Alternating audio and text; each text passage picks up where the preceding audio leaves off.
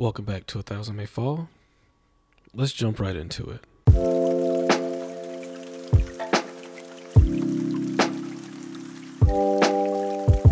So far, we've seen Yah as our shepherd, the one who watches over us, the one who protects us, the one who goes to get us when we go astray.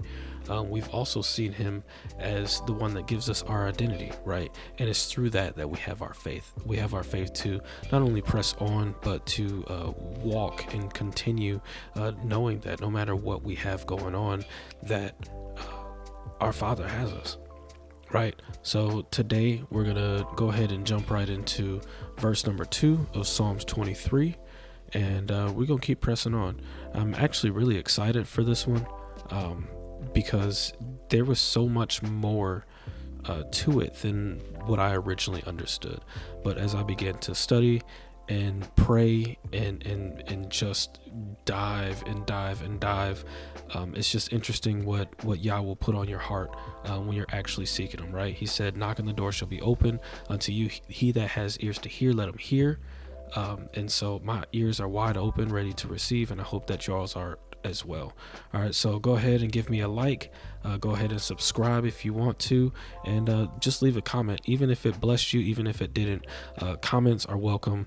All publicity is good publicity, and I'm just trying to spread the good news. All right, so let's jump into it. He maketh me to lie down in green pastures. He leadeth me beside the still waters. So there's a few points that I have in that. It seems like a very, very basic verse, but when you really read into it, it gets so much deeper. Everything is so much deeper, especially when it comes to the Bible, especially when it comes to the things of Yah. It's never just as what it seems, okay? So first thing that I kind of thought about was when Yah speaks, you need to listen.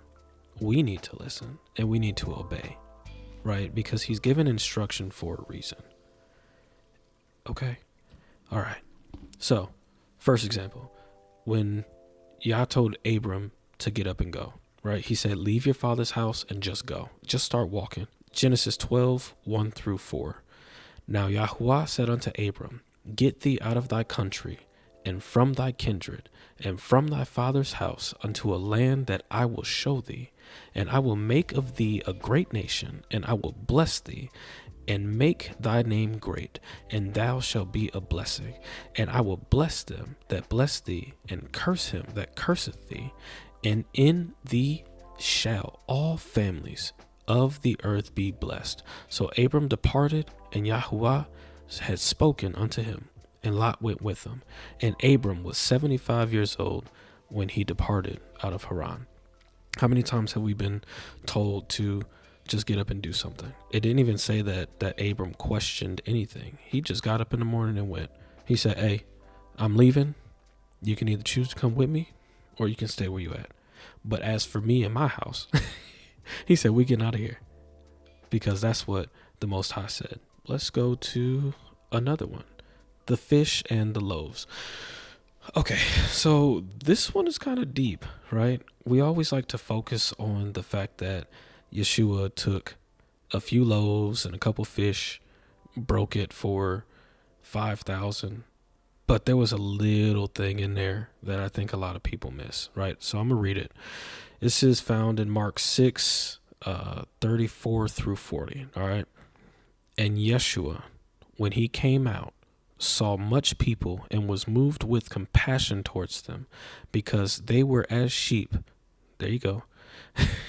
They were as sheep, not having a shepherd. And he began to teach them many things. And when the day was now far spent, his disciples came unto him and said, this is a desert place. Remember that. And now the time is far past. Send them away, that they may go into the country round about, and into the villages, and buy themselves bread, for they have nothing to eat. He answered and said unto them, give ye them to eat. And they said unto him, shall we go and buy 200 pennyworth of bread, and give them to eat? And he said unto them, how many loaves have ye? Go and see. And when they knew, they say 5 and 2 fishes. And he commanded them to make all sit down by companies upon the green grass. Upon the what? I thought it was a desert place.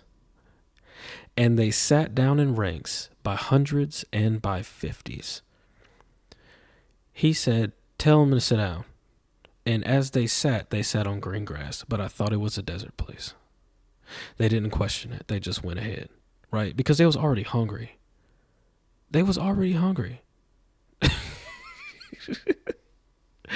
So here's the thing, right? It's a common theme within the Bible, within our daily walks with our Creator, where Yah will give us instruction, right? And He'll give us instruction not just because He has more for us, right? That's always the plan. We were never meant to be without anything, to be in lack. But He gives us instruction, waits to see if we're gonna follow, and then He gives us provision. He'll never give you instruction that He won't provide the way for, right? And for those who don't actually follow the instruction, of course, like, you're under grace. But me personally, I'm not trying to just live under grace. That grace isn't going to run out. But at the same time, there's a lot of stuff that we can prevent by just being obedient in the first place, right? I'm not trying to go through no storm and get swallowed up by a whale. I'm not trying to do that. And actually, it wasn't even a whale. It just had a fish. But anyway, I'm not trying to go through my own storm, not a storm that I caused. If I'm going through a storm, I would rather be on a boat with Yeshua, because I know that, okay, listen, if He's on the boat, I'm not dying. I'm not going down. I may have to wake Him up to help me out with that faith. But I'm not going through a storm that I caused. We got a testimony, right? My wife and I, we lived in another state, and things were just kind of not going the way that we wanted them to go.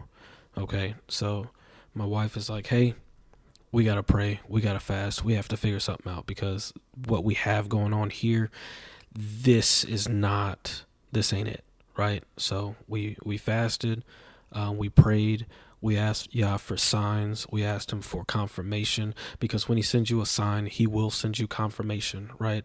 Because a word is established within 2 or 3 witnesses, right? So He'll send you confirmation.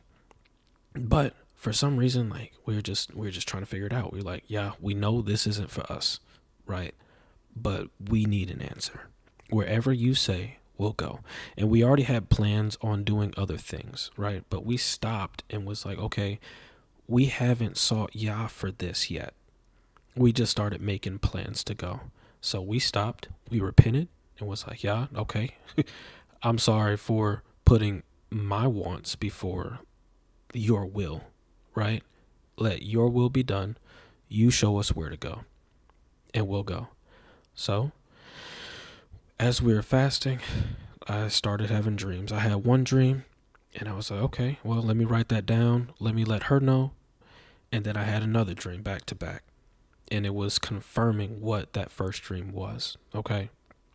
And then after that, I'm like, okay, well, I have a location, but I don't have a job. So I started applying, right? Long story short, the job that I got, they flew me out for an interview, number one. And then I found out that I got the job on my way back to the airport to fly home. They said, we just want to let you know that you have it. We're drafting up the offer letter, and all you got to do is review it, and we can go from there. By the time I got home, I had the offer letter in my inbox. Come on now. Come on. All because I said, not thy will, but yours be done. Obedience. Okay? And then I was like, well, I got the job, but how we going to get down there? So, guess what? Because we had 2 vehicles, and then we would have to pack up a U-Haul for an entire house. And so they called back. They said, hey, part of you signing with us means that we're just going to move you out. And I was like, okay, well, If you're going to reimburse me, that's fine. They were like, no, we're not going to reimburse you. We're going to give you a 1 month salary up front. You don't have to pay us back. This is just an advance. This is goodwill that you're coming down. And then we're going to set you up with a moving company. They said, if you already started packing, of which we did, because we were just like, hey, look, we got 2.5 weeks. So we gotta do something. And they were like, hey, if you started packing, stop. Like, literally don't pack anything else, because the moving company is going to come in and they are going to pack up everything. All you have to do is point. They will pack it up, they will move it, and then they will load it off. They will unload it off the truck in your new location. And then they said, hey, if you need temporary housing, we'll provide up to 30 days for that. And if you need storage, we'll provide that up to 30 days as well.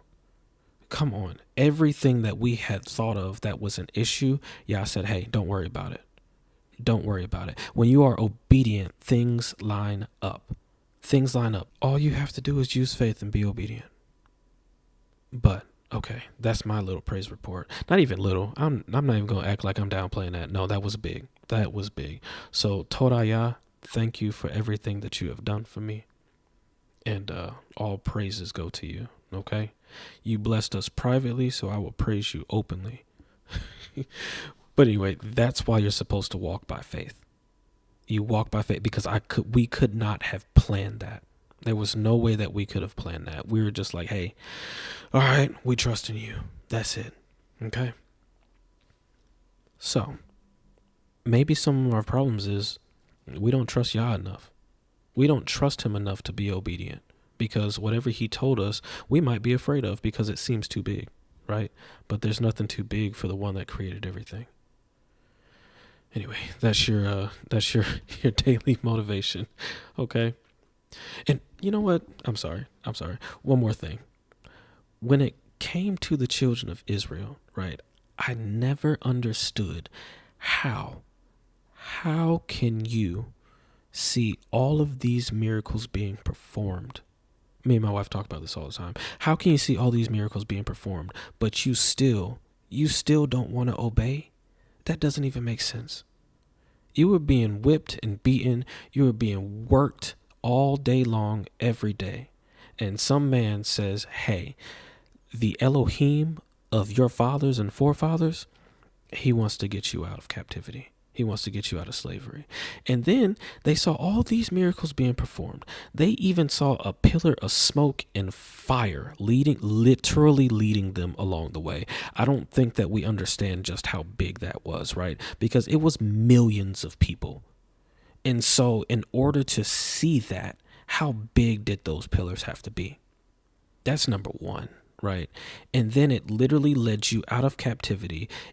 You saw the waters being opened, and then you walked on dry land. And then not only did you walk on dry land, you saw all of your captors dying. But then you want to cry that you're thirsty. Come on. Anyway, I'm sorry. I'm getting excited. Okay. So, number one, when Yah speaks, you need to listen and obey. It ain't your job to figure it out. All right. Number two, them green pastures and still waters represent the Sabbath. It's rest, right? Yah, our Father, he carved out time and gave us commandment to rest. You can take that spiritually. You can also take that physically, because we already know that when we don't get enough rest, our body forces us to rest, whether that be sickness, disease, just overall fatigue. Your body was literally made to rest, right? You work 6 days, and you rest on the 7th. So, and it even says, right? And he said unto them, the Sabbath was made for man, but not man for the Sabbath. Y'all already knew what we needed. And if he rested, who am I to not? And who's complaining about resting anyway? Because we all get tired. But anyway. And so I find it interesting, because on the 7th day, Yah rested. He had already created man. But after that rest, Yah created Adam. And he created Adam for a specific purpose. It was to tend the garden, because he didn't even allow for rain to fall on the earth because there was nobody to tend. There was nobody to tend.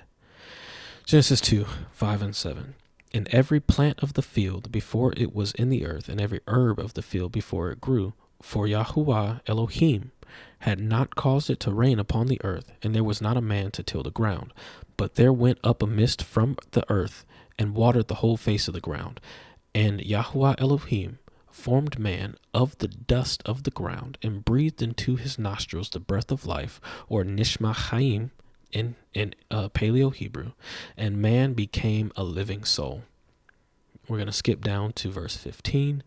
And Yahuwah Elohim took the man and put him into the garden to dress it and to keep it. And Yahuwah Elohim commanded the man, saying, of every tree of the garden thou mayest freely eat. Now we know what happened after that, right? But I just find it interesting that, hey, I'm going to rest and then I'm going to create. So we have rest, then we have creation or birth, and we have the water. Water signifies birth. It signifies coming out of something old and into something new. Okay? Examples. Joshua before he went to Jericho.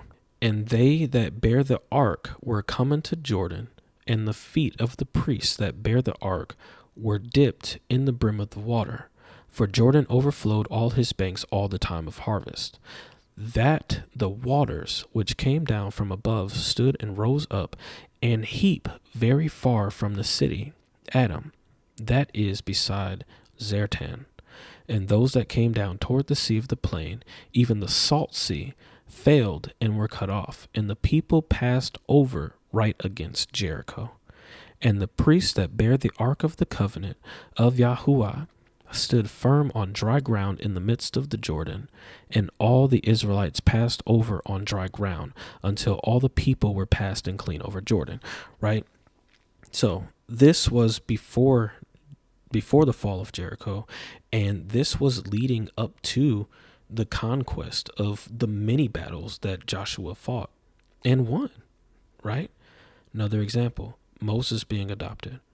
In Exodus chapter 2, verse 9 through 10, and Pharaoh's daughter said unto her, take this child away and nurse it for me, and I will give thee thy wages. And the woman took the child and nursed it. And the child grew, and she brought him unto Pharaoh's daughter, and he became her son. And she called his name Moses or Moshe. And he said, because I drew him out of the water. He was already birthed naturally, but because of the decree to kill all of the male babies, Moses' mom wrapped him up, put him in a basket, and shipped him off in the water. Boom. Water, second birth, adoption, new beginning. Another, I have two more examples actually. The children of Israel out of Egypt. We already talked about the signs and wonders, and then we talked about the Red Sea. We already know how that happened. Water, they crossed over into something new. Unfortunately, due to our